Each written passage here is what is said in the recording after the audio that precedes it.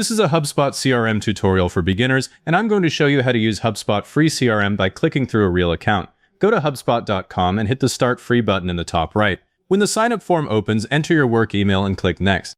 Create a password, add your first and last name, and type a company name. I'm setting this account up for Sarah at Lighthouse Creative, so we have something concrete on screen. HubSpot will not ask for a credit card. Click Create My Free Account. Boodle with HubSpot sends a confirmation code to your email. Grab that code, type it into the verification screen, and click Verify. After that, the onboarding asks what your business does and how many people are on your team. Fill in the first thing that applies and click Next through the screens. I always skip the optional questions. The faster we get to the CRM, the faster we can see actual contacts. Once you're in, you're looking at the HubSpot homepage. The top navigation has CRM, Sales, and Reporting, along with a few other context tabs. Click CRM now. The drop-down shows contacts, companies, deals, and tasks. Click Contacts first because that's where your customer data starts. If your menu looks different, don't worry. HubSpot moves menu items between updates, but Contacts stays under CRM. This Contacts page is empty because we haven't created anything yet. That empty background is the reminder that a CRM is more than a contact list. It stores people, companies, deals, tasks, and the history of every conversation. Click the Create Contact button in the top right to start. In the contact form, type first name as John, tab to last name, and type Smith. Put his email in as john@example.com. Add the phone number 091712345567. The email field matters the most because HubSpot uses email to recognize repeats and track conversations.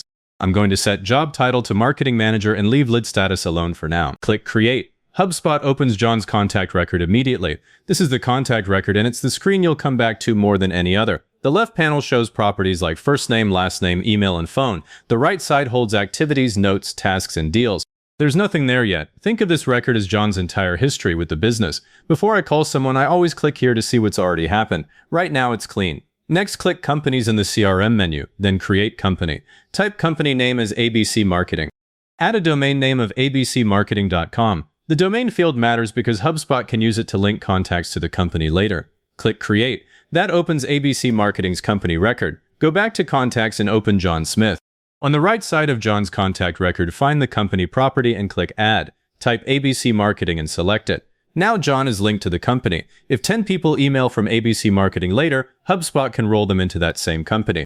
If you already have contacts in a spreadsheet, you don't need to type them one by one. Go to Contacts, then click the Import button in the top right. Choose Start and Import, select File from Computer, and pick your file. I'm importing a CSV called customers.csv. On the next screen, HubSpot asks you to map columns. Drag first name to the first name property, last name to last name, email to email, phone to phone, and company to company name. I always clean the file before this step, remove duplicates and fix bad email addresses. Click Next, name the import initial customer list, and click Finish. HubSpot brings the rows in and shows a success message when it's done. Open John's record again. Find the lifecycle stage property on the left side and click it. A drop-down opens with lead, Marketing Qualified Lead, Sales Qualified Lead, Opportunity, Customer, and Evangelist. Choose Lead. This stage tells you where John is in your sales process. Don't change it just to make a pretty report. Move someone to Sales Qualified Lead only when they actually ask about buying. I'll click Save. The left property now shows Lead. Now that John is a lead, scroll down on the left side to Deals and click Add. Choose Create New Deal. In the deal form, type deal name as ABC Marketing Website Project. Set amount to 50,000 pesos. Select deal stage as New Opportunity. In the associations, make sure John Smith and ABC Marketing are both attached. If they aren't attached, HubSpot can't connect this deal to the contact and company. Click Create. The deal opens and shows the amount, stage, and linked records. Go to CRM and click Deals. If the page opens in List View, click the Board button at the top right. This is the sales pipeline. You see columns for New Opportunity, Qualified, Proposal, Negotiation, Closed Won, and Closed Lost. Each column is a stage. If you have 5 deals sitting in Proposal, that's your follow-up list.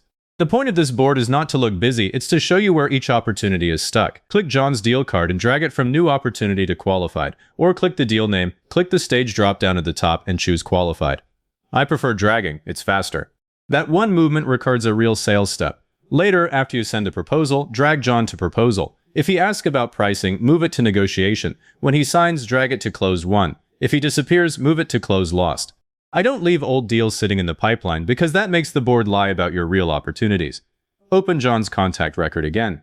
Click the Actions drop-down on the right side and choose Create Task. Type the title Follow Up with John about Proposal. Click the due date field and pick tomorrow at 9 in the morning. Set type to call because a phone follow-up moves faster at this stage. Click Save Task. The task now appears in the contact record under Tasks. HubSpot will also show it in your tasks queue.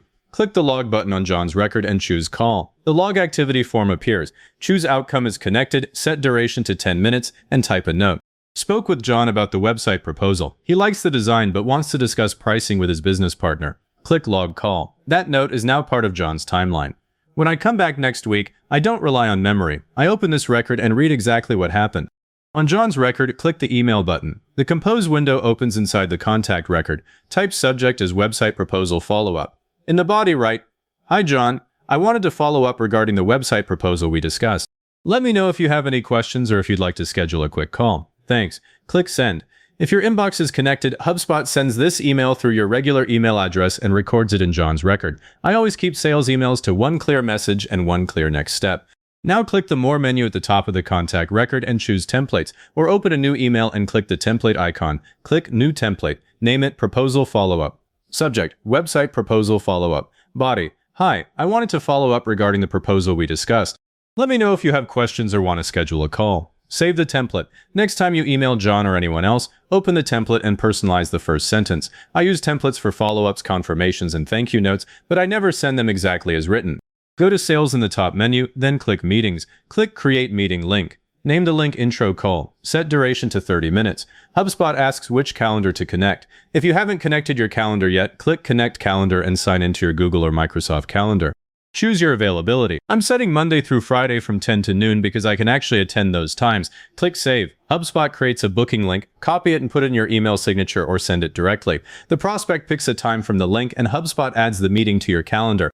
Go back to Contacts. On the left sidebar, click Add View. Name it My Leads. Under Filters, click Add Filter. Choose Lifecycle Stage, set it to Equals, and pick Lead. Click Save View. The contacts list now shows only records where Lifecycle Stage is Lead. I keep 3 or 4 views: My Leads, Customers, Follow-ups, and Recent Imports. More than that gets noisy. Click Reporting in the top navigation, then Dashboards. In a new free account, HubSpot gives you a default sales dashboard. Click it. You'll see reports for deal forecast, pipeline revenue, deals by stage, and recent sales activities. The report I check first is deals by stage. It shows exactly where deals are getting stuck. Don't add a report just because the option is there. Start with a business question like how much pipeline do I actually have, then build a report that answers it. Open a new browser tab and go to hubspot.com/mobile. That page shows the iPhone and Android apps. Scan the QR code on screen with your phone or search HubSpot in your phone's app store. Install it and sign in with the same HubSpot account.